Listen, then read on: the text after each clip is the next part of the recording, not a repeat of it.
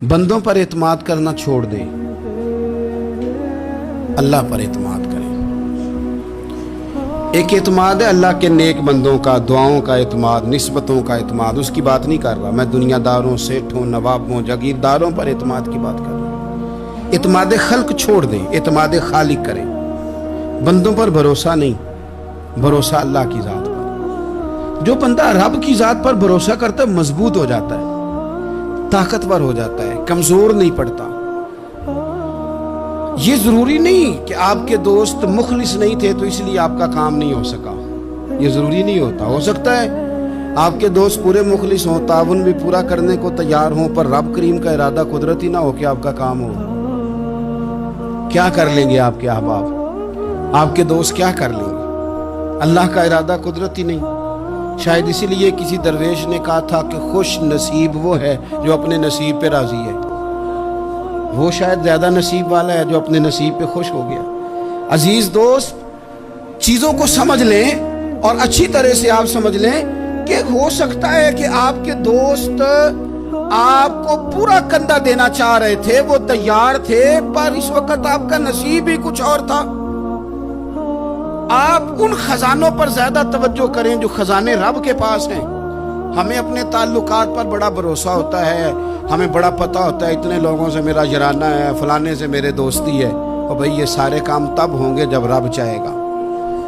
बेहतरीन डॉक्टर के पास जाके दवा खा ले मेरे अजीज, शिफा तभी होगी जब मेरा अल्लाह चाहेगा। सारे टेस्ट कर लिए हैं डॉक्टर ने मरीज के, सारी रिपोर्टें आ गई हैं, हर चीज ठीक है, लेकिन ना वो खा पाता है, ना वो सो पाता है, ना वो चल पाता है, ना वो हंस पाता है। उसने पूरी दुनिया जहां तक उसकी दौड़ थी उसने लगा ली, लेकिन लाजमी नतीजा ये निकलता है कि उसे कहना पड़ता है कि होगा वही जो मेरा रब चाहेगा। इसलिए जो खजाने मेरी जेब में, आपकी जेब में है, जो ताल्लुकात हमारे हैं, उन ताल्लुकात पर भरोसा ना करो, बल्कि वो खजाने जो अल्लाह के पास हैं उन पर भरोसा करें, आप मजबूत हो जाएंगे। दाता गांज बख्श अली अजमेरी वो कहते हैं कि इलाके में कहत पड़ गया था, गंदुम का एक दाना लोगों को मुयस्सर नहीं था, बारिश नहीं हुई, सालों बीत गए, लोग बड़े परेशान थे, बड़ी आजमाइश में थे, हर बंदा तकलीफ में था। बाजार में लोग आते थे तो सहमे सहमे से, डरे डरे से, परेशान परेशान से। कहत है, आजमाइश है, मजबूरी है, जानवर भूखों मर रहे हैं। अल्लाह तबारक व तआला की तरफ से लोगों पर एक आजमाइश है, लोग सब्र कर रहे हैं। कहते एक गुलाम बाजार आया थैला लेके कुछ खरीदने आया, भी तो अटकेलियां करता, और चीजें खरीदी तो हंसते हुए, और जाने लगा तो मुस्कुराते हुए। परेशानियों में, दुखों में को बंदा अगर इस तरह हंसे तो बाज़ों का तबीयत चिढ़ जाती है कि यार हम परेशान हैं, तुझे किस बात की खुशियां चढ़ी हुई है। कहते हैं लोगों ने बाजू थाम के गुस्से से कहा, तू इतना खुश क्यों है जब सारा शहर परेशान है, सारा मुल्क आजमाइश में है, तो तू इतना क्यों हंस रहा है?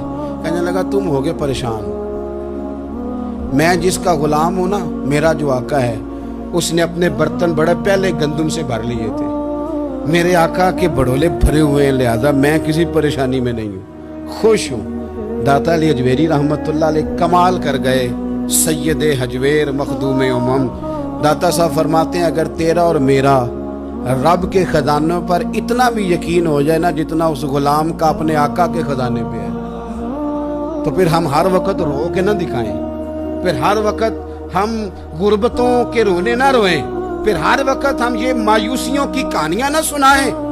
लोग अगर कहें कि बड़े दुख हैं, बड़ी आजमाइश है, बड़ी परेशानी है, दुनिया बड़ी तकलीफ में, बीमारियां आ गई, आफतें आ गई, तो बंदा मोमिन हंस के कहता है तुम परेशान हो गए, हम तो जिस रब के मानने वाले हैं उसके खजाने भरे हुए हैं, और हमारा रब अता करता है तो फिर अपने करम से इस तरह अता करता है कि वह यरज़ुक़हु मिन हैसु ला यहतसिब।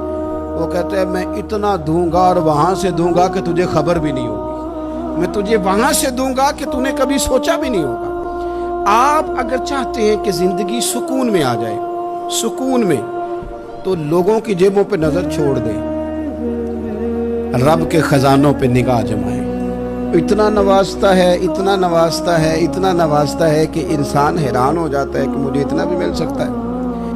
انسان طاقتور ہو جاتا ہے جب وہ سمجھتا ہے کہ سارا کچھ میرے رب کے دست قدرت میں۔ پھر وہ کوئی تخریب نہیں کرتا، کوئی غلط رستہ اختیار نہیں کرتا، کوئی چور دروازہ اختیار نہیں کرتا، بلکہ وہ اپنے رب کی رضا پہ راضی رہنے کا عادی ہو جاتا ہے۔ اب اللہ تبارک و تعالیٰ نے ایک قانون بنایا ہے، اور قانون ہمیں رب کریم نے اس طرح سمجھایا ہے کہ یہ ضروری نہیں ہے کہ جو تم طلب کر رہے ہو یا جو تم چاہ رہے ہو وہی ہو، اور وہ ہو تو وہ تمہارے حق میں بہتر بھی ہو۔ کوئی ضروری ہے کہ جو ہم چاہ رہے ہوں وہ بالکل ٹھیک ہی ہو اور وہ ہمیں مل ہی جائے؟ یہ کوئی ضروری ہے؟ کبھی بھی اپنی زندگی میں اس طرح کی تڑپ نہ پیدا کریں، ورنہ آپ بے چین ہو جائیں گے۔ آپ کی زبان پر کئی شکوے آئیں گے، کئی شکایتیں آئیں گی، آپ بہت ساری جگہوں پہ نافرمانی والے جملے بول دیں گے معاذ اللہ۔ بس رب جو فیصلہ کرے اس پہ راضی رہنا سیکھے۔ فرما کل نفس ذائقۃ الموت، ہر جان نے موت کا ذائقہ چکھنا ہے۔ یہ پہلے یہ جملہ کہا، اور اسی سے ملتا جلتا جملہ آخر میں کہا، اور درمیان میں کیا کہا؟ فرمایا کل نفس ذائقۃ الموت، ہر جان نے موت کا ذائقہ چکھنا ہے۔ وَنَبْلُوكُمْ بِالشَّرِّ وَالْخَيْرِ فِتْنَةً، فرمایا ہم تمہیں آزمائیں گے، بھلائی کے ذریعے بھی اور برائی کے ذریعے بھی ہم تمہیں آزمائیں گے۔ وَإِلَيْنَا تُرْجَعُونَ، اور تمہیں ہماری طرف ہی لوٹ کے آنا ہے۔ پہلے کہا ہر نفس نے موت کا ذائقہ چکھنا ہے، آخر میں فرمایا کہ تم ہماری طرف ہی لوٹ کے آؤ، اور بیچ میں کیا فرمایا؟ وَنَبْلُوكُمْ بِالشَّرِّ وَالْخَيْرِ فِتْنَةً، ہم تمہیں برائی کے ساتھ بھی آزمائیں گے، بھلائی کے ساتھ بھی آزمائیں گے، صحت دے کے بھی آزمائیں گے، بیماری دے کے بھی آزمائیں گے۔ نرا زوالی آزمائش نہیں ہوتا، عروج بھی آزمائش ہوتا ہے۔ نری بھوک کی آزمائش نہیں ہوتی، زیادہ پیسے بھی آزمائش ہوتے ہیں۔ انسان کے لیے صرف اس کا کمزور جسم ہی آزمائش نہیں ہوتا، اس کا طاقتور وجود بھی آزمائش ہوتا ہے۔ فرمایا ہم تمہیں آزمائیں گے، بس خیال رکھنا کہ وَإِلَيْنَا تُرْجَعُونَ، لوٹ کر تمہیں ہمارے پاس ہی آنا ہے۔ اور میرے نبی پاک صلی اللہ تعالیٰ علیہ وآلہ وسلم ارشاد فرماتے ہیں، رب جب کسی قوم سے محبت کرتا ہے تو انہیں آزمائش میں مبتلا کر دیتا ہے۔ پھر فرمایا اگر وہ اس پر صبر کریں، اللہ کی قضا پہ راضی رہیں، تو پھر اللہ بھی ان سے راضی ہو جاتا ہے، اور اگر وہ ناراضگی کا اظہار کریں کہ یہ مصیبت کیوں آئی، تو پھر اللہ بھی ناراض ہو جاتا ہے۔ اللہ تبارک و تعالیٰ ضرور آزمائے گا، خیر کے ساتھ بھی اور پریشانی کے ساتھ بھی۔ انسان پریشان اس وقت ہوتا ہے کہ جب وہ محنت کرتا ہے تو وہ کہتا ہے نتیجہ میری مرضی کا آنا چاہیے، یہ اس کا سب سے بڑا نقصان ہے۔ آپ رزلٹ کبھی اپنی مرضی کا نہ مانگیں، یہ دعویٰ ٹھیک نہیں۔ بہت سارے لوگوں کو جانتا ہوں جو کہتے ہیں میں بندہ بھی ٹھیک ہوں بھی دیانتدار، محنت بھی بڑی کرتا ہوں، توجہ بھی میری پوری ہے، پر پھر بھی معاملہ صحیح کیوں نہیں ہوتے؟ تو میں کہتا ہوں پہلی باتیں ساری ٹھیک تھی، آخری والی غلط ہے۔ اس لیے کہ محنت آپ کریں ساری، پر بندے نے رہنا تو بندہ ہی ہے نا۔ ساری محنت کر کے آپ کبھی اس نقطے کو سمجھ جائیں نا کہ 950 سال نبیوں نے تبلیغ کی، ہزار سال انبیاء نے تبلیغ کی، انبیاء نے، رب کے تربیت یافتہ لوگوں نے تبلیغ کی، 2 لوگوں نے کلمہ پڑھا، 4 لوگوں نے کلمہ پڑھا، لیکن میں آپ کو دیانتداری سے بتاتا ہوں کہ وہ کامیاب ہو کے گئے دنیا سے۔ انبیاء کامیاب ہوئے، کیوں؟ اس لیے کہ رب نے انہیں کہا تھا جا کے پیغام دینا ہے، یہ نہیں کہا تھا کہ بندوں کا بدلنا بھی ضروری ہے۔ ہمارے بچے پتہ کیا کرتے ہیں؟ وہ فٹافٹ نہ پریشان ہو جاتے۔ نبیوں کے ذمہ تبلیغ کرنا ہے، یہ ان کا ذمہ نہیں کہ لوگ ضرور ہی کلمہ پڑھیں۔ ہدایت تو رب کریم کے دست قدرت میں۔ انبیاء خلوص سے، للہیت سے جد و جہد کرتے رہے، لیکن انہوں نے یہ نہیں کہا کہ مالک اتنی محنت کی ہے بندے ٹھیک ہی نہیں ہوتے، یہ نہیں کہا انہوں نے، اس لیے کہ جو ان کی ڈیوٹی تھی انہوں نے ڈیوٹی صحیح کی۔ ہم نے اپنی ڈیوٹی کرنی ہے. پریشان اس وقت ہوتے ہیں جب نتیجہ اپنی مرضی کا مانگتے ہیں. نتیجہ نہ اپنی مرضی کا مانگے, رزلٹ نہ اپنی مرضی کا مانگے. وہ جناب پیر صاحب میں فلانا وظیفہ بھی پڑھتا ہوں, فلانا وظیفہ بھی پڑھتا ہوں, فلانا وظیفہ بھی پڑھتا ہوں, دل نہیں صاف ہوتا. تو میں نے کہا یہ تو اللہ نہیں کر رہا ہے. آپ ڈیوٹی کریں, آپ کام کریں جو آپ کے ذمے لگایا گیا, اس میں وہ قضا نہ کریں آپ. باقی اللہ تعالیٰ کرم نوازی فرمائے گا. دیکھیں ایک بادشاہ تھا, اس کی سلطنت میں نا وہ قوم بنانا چاہتا تھا. ہمارے بادشاہ, ہمارے حکمران قومیں نہیں بناتے, لوگوں کو اپنے حق میں قائل کرتے ہیں. اس لیے کبھی بھی ہمارے ملک میں قومی سوچیں عام نہیں کی جاتی, ذاتی سوچیں عام کی جاتی ہیں. ملی باتیں نہیں کی جاتی, ذاتی باتیں کی جاتی ہیں. وہ چاہتا تھا کہ میری قوم بن جائے. اس کا ایک ہیرا سلطنت میں سے گم ہو گیا, تو اس نے اعلان کیا, اس نے کہا کہ جو بندہ ہیرا تلاش کر کے لائے گا اسے انعام دوں گا. ساری قوم نکل کھڑی ہوئی ہیرا تلاش کرنے پر. ادھر بھی لوگ گئے, ادھر بھی لوگ گئے, خشکیوں میں, دریاؤں میں, جہاں جہاں جس کی پہنچ تھی, جنگلوں میں, وادیوں میں, گھروں میں, بستیوں میں لوگوں نے ڈھونڈا. ساری قوم ایک ہیرا تلاش کر رہی ہے. بالآخر سب لوگ جمع ہو گئے ایک میدان میں. ایک بندہ اوپر چڑھا, بادشاہ کے پاس, وہ اونچی جگہ پہ کھڑا تھا. اس نے کہا جناب یہ ہیرا مل گیا ہے. اب جب ایک کو ہیرا مل گیا تو باقیوں کے چہرے اتر گئے کہ یہ کامیاب ہوا, ہم ناکام ہوئے. بادشاہ چونکہ ان کی تربیت کے لیے یہ کام کر رہا تھا, اس نے کہا تمہارا کیا خیال ہے کہ اس ہیرے کے بغیر میرا گزارا نہیں تھا, کہ تمہارا کیا خیال ہے کہ ہیرا میری سلطنت سے نکل گیا تو مجھے زوال آ جائے گا. اس نے کہا یہ تو ایک ہیرا ہے. اٹھا کے پھینکا, دیوار کے ساتھ لگا, ہیرا ٹوٹ گیا. اس نے لوگوں سے کہا تمہارے چہرے اترے ہوئے ہیں, میں تمہیں ایک بات سمجھانا چاہتا ہوں, ہیرا ایک ہی تھا, ایک ہی بندے کو ملنا تھا. میں نے انعام کا اعلان تو یہ کیا تھا نا کہ جو ہیرا ڈھونڈ کے لائے گا اسے انعام دوں گا, لیکن اب میں تمہیں بتاتا ہوں کہ میں تم سب کو انعام دوں گا. اس لیے کہ ہیرا ایک تھا, ملنا ایک کو ہی تھا, سب کو مل سکتا نہیں, لیکن انعام اس لیے سب کو دوں گا کہ ہیرا ڈھونڈنے پر انعام نہیں دے رہا, میں کوشش کرنے پہ انعام دے رہا ہوں کہ تم نے کوشش تو کی, تم نکلے تو صحیح, جدوجہد تو کی. کچھ لوگ کہتے ہیں کہ ہمیں ہیرا مل بھی جائے, اور خدا کے بندے ہیرا ایک ہے. ہیرا ملنا کمال نہیں, محنت کرنا کمال ہے. ہم نہ تیار نہیں ہوتے. اللہ فرماتے ہیں میں نے آزمانا ہے, میں نے آزمانا ہے. تم نے سفر جاری رکھنا ہے, لیکن یہ ضرور یاد رکھنا کہ وَإِلَيْنَا تُرْجَعُونَ, لوٹ کے تمہیں میرے پاس ہی آنا ہے, تم نے لوٹ کے ادھر آنا ہے. اس بات کو ذہن میں رکھنا. حضرت عبداللہ بن عباس رضی اللہ تعالیٰ عنہ اس حدیث کے راوی ہیں. الموجم الکبیر کی یہ حدیث ہے. اللہ کے پیارے رسول صلی اللہ تعالیٰ علیہ وسلم ارشاد فرماتے ہیں کہ جس بندے کو 4 چیزیں مل گئی نا, اسے اللہ تعالیٰ نے دنیا اور آخرت کی بھلائیاں عطا فرما دی. 4 چیزیں جس شخص کو نصیب ہو گئی. یا رسول اللہ کون سی؟ حضور فرماتے ہیں جس کو شکر کرنے والا دل مل گیا, اور کریم محبوب فرماتے ہیں جسے اللہ تعالیٰ کا ذکر کرنے والی زبان مل گئی, اور حضور فرماتے ہیں جسے مصیبت پر صبر کرنے والا بدن مل گیا, اور جسے ایسی بیوی مل گئی جو نہ اس کے مال میں خیانت کرے گی, نہ اس کی عزت میں خیانت کرے گی.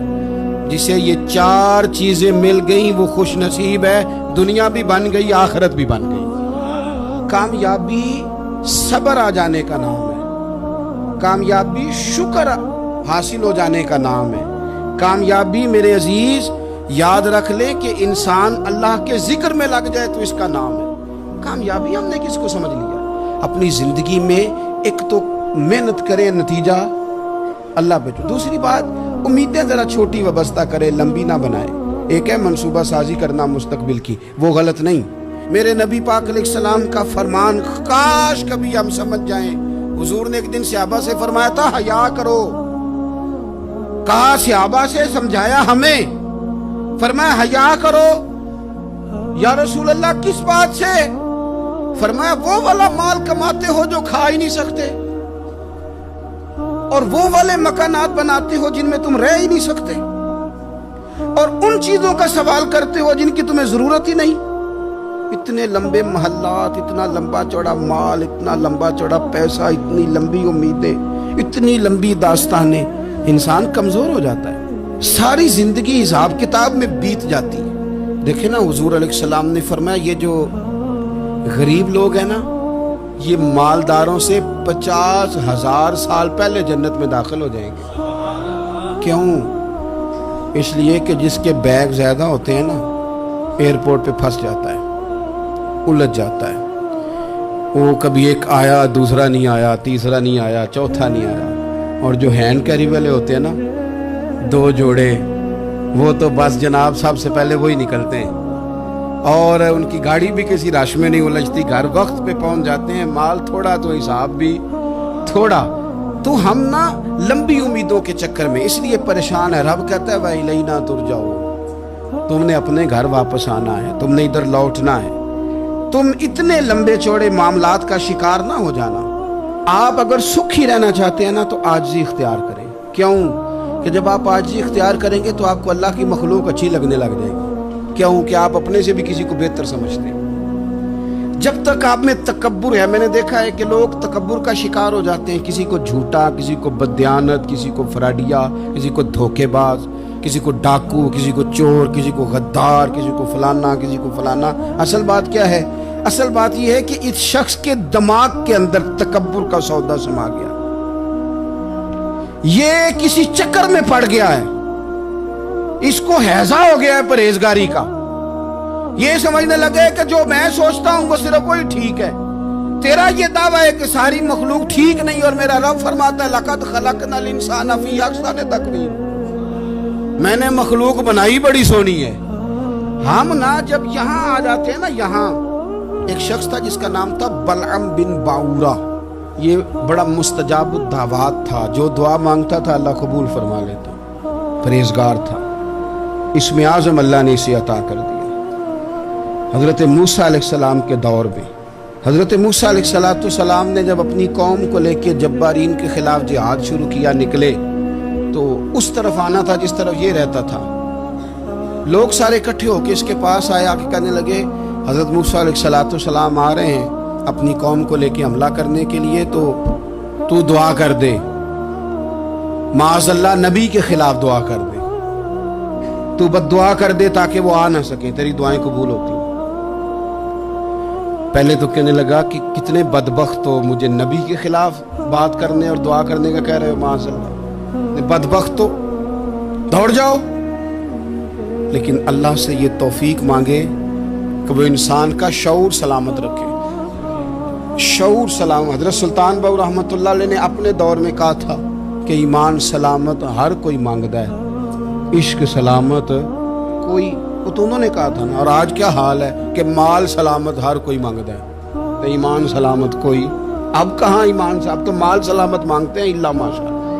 انہوں نے کہا تھا کہ ہمارے دور میں سارے ایمان کی سلامتی مانگتے ہیں اور میں عشق کی مانگتا ہوں۔ اور میں لوگوں کو کیا کہوں، میں تو یہی کہہ سکتا ہوں حضرت سلطان صاحب سے معافی لے کے کہ حضور ہونتے مال سلامت ہر کوئی منگتا ہے، تھے ایمان سلامت کوئی۔ اب تو یہ حال ہو گیا۔ او بلعم بن باورہ غلط فہمی ہو گئی، پہلے تو لوگوں کو اس نے ڈانٹ دیا، لیکن جب لوگ دوبارہ آئے نا تو تحفے طائف لے کے آئے، لالچ میں آ گیا، پاگل ہو گیا، بیوقوف ہو گیا۔ ہرس ہوس یہ کہیں کا نہیں چھوڑتا انسان کو۔ لوگ نیک لوگوں سے بھی دینداری کا رشتہ نہیں بناتے، دنیا داری کا بنا لیتے۔ وہاں سے بھی مال ڈھونڈتے ہیں جہاں آ کے انہیں دنیا بھول جانی چاہیے تھی۔ مال آیا، دولت لے کے آئے لوگ، انہوں نے تحفے طائف دیے۔ وہ کہنے لگا ٹھیک ہے، پہلے ڈانٹ رہا تھا کہ نبی کے خلاف میں بد دعا کروں، اور اب تیار ہو گیا معاذ اللہ۔ گدھے پہ بیٹھ کے یا گدی پہ بیٹھ کے جا رہا ہے کہ پہاڑ پہ چڑھ کے حضرت موسیٰ علیہ السلام اور ان کی قوم کے خلاف معاذ اللہ بد دعا کرتا ہوں۔ تو رستے میں جاتے ہوئے نا گدی نے منہ پھیر کے کہا کہ باز آ جا۔ گدی کہنے لگی تو مجھے آگے بھیجتا اور فرشتے مجھے پیچھے بھیجتا، باز آ جا۔ بڑے لوگ کانوں میں اذانیں پڑھتے ہیں کہ سیانا ہو جا، سیانا ہو جا، لیکن جب کسی پر بدبختی غالب آتی ہے تو پھر وہ سمجھدار ہونے کو تیار نہیں۔ اللہ تعالیٰ اپنی خفیہ تدبیر سے ہمیں محفوظ فرمائے۔ اللہ تعالیٰ ہمارے حق میں جب بھی فیصلہ کرے تو رحمت والا کرے، کرم والا کرے، آسانی والا کرے۔ چڑھ گیا پہاڑ پہ، اور پہاڑ پہ چڑھ کے جب اس نے ہاتھ اٹھائے، وہ لوگ جو بد دعا کرانے والے تھے وہ ساتھ ہی تھے، تو اپنے منہ سے لفظ نکالتا ہے حضرت موسیٰ کے خلاف معاذ اللہ، لیکن وہ لفظ اپنی قوم کے خلاف نکلتے ہیں. وہ ان کے خلاف بد دعا کرنے چلا تھا تو چونکہ ہر چیز اللہ کے دستے قدرت میں ہے نا، تو زبان سے نکالتا کچھ ہے، نکلتا کچھ اور ہے. پھر وہ وقت بھی آیا کہ زبان لٹک گئی، سینے پہ آ گئی، عذاب آ گیا اللہ کا، تباہ ہو گیا اپنی قوم سمیت. اپنی زندگی میں یاد رکھ لے اچھی طرح، ہرس، ہوس، تکبر، غرور، وہ کسی چیز کا بھی ہو، وہ انسان کو لے ڈوبتا ہے. اگر آپ زمین پہ کھڑے رہ کے لوگوں کو دیکھیں گے تو کچھ لوگ اگر آپ کو اپنے برابر نظر آئیں گے نا قد میں، تو کچھ انشاءاللہ بڑے بھی نظر آئیں گے. ہم نے لسٹیں بنا لی ہیں کہ کون کون کتنا غلط ہے. ہم نے ہر ایک کے بارے میں 2-4 باتیں یاد کر لی، فلانا اتنا خراب ہے، فلانا اتنا اور فلانا اتنا. اس کا نقصان یہ ہوا ہے کہ اللہ کی خوبصورت مخلوق، خوبصورت رنگوں میں ہم نے حالات خراب کر لیے ہیں. اگر ہم چاہتے ہیں کہ ہمارا دل سکون میں آئے، قرار میں آئے، تو زندگی عاجزی والی، انکساری والی، اللہ تبارک و تعالیٰ کی بات. میں اکثر کہتا ہوں کہ نبی پاک صلی اللہ تعالیٰ علیہ وآلہ وسلم نے کتنی شانیں بیان کی حضرت عمر فاروق، کتنی عظمتیں حضور نے ان کی بیان کی. جب ان کا وصال ہونے لگا نا، ان کو زخم لگا تو لوگ ان کی تعریفیں کرنے لگے. اب ان کو بھی پتا تھا کہ میری عظمت میں حضور نے کیا کچھ بیان کیا. لوگ ان کی تعریف کرنے لگے، امیر المومنین آپ کو یہ کمال حاصل ہے. تو حضرت عمر فرمانے لگے دعا کرو بس میری نیکی اور بدیاں برابر برابر ہو جائیں، نیکیاں اور بدیاں برابر ہو جائیں. میں کسی درجے کا خواہش مند نہیں، بس یہ چاہتا ہوں کہ یہ عاجزی کا حسن دیکھیں، انکساری کا یہ درجہ دیکھیں. فرماتے ہیں بس یار معافی دے دے نا، وہ معاف کر دے. پھر تو بات بن گئی. میں جلسوں پہ، اجتماعات پہ جاتا ہوں تو ایک رواج بن گیا ہے، لوگ بڑی بڑی قطاروں میں پھول لے کے کھڑے ہو جاتے ہیں اور گاڑیوں میں پھینکتے ہیں. تو میں اپنے سنگیوں سے کہتا ہوں کہ اگر تو قیامت میں بھی ایک پھول مل گیا نا تو پھر تو یہ سارے استقبال کام آ گئے. اور اگر وہاں کھڑا کر لیا گیا نا، صحیح حدیث میں حضور نے فرمایا ہے کہ کچھ سوالوں کے لیے بندے کو محشر کے میدان میں کھڑا کر لیا جائے گا. ان سوالوں میں سے ایک سوال یہ بھی ہوگا کہ بتا اپنے علم پر عمل کتنا کیا تھا.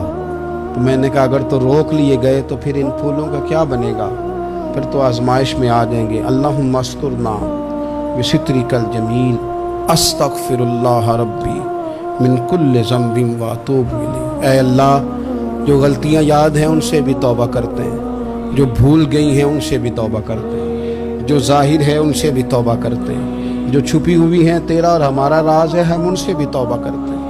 مالک، جہاں جہاں جس جس مقام پر جس جس لحاظ سے عمدن یا سہون بول کر، لہجے سے اور اشارے کنائے سے بھی کہیں کو تیری نافرمانی کر بیٹھے ہیں تو اس سے بھی تیری پناہ میں آتے ہیں.